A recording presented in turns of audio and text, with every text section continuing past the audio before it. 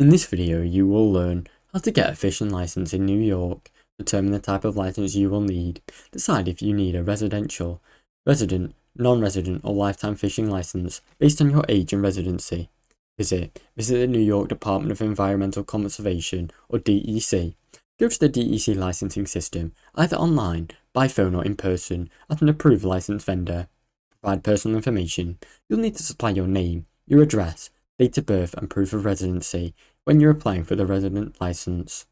Choose the duration of your license. Select the options such as 1 day, 7 days or annual license, depending on how often you plan to fish. Pay the required fee. Submit the appropriate fee based on your license type. Prices will vary for residents, non-residents and age groups. Receive and carry your license. Once purchased, print your license or store a digital copy and keep it with you whenever you are fishing.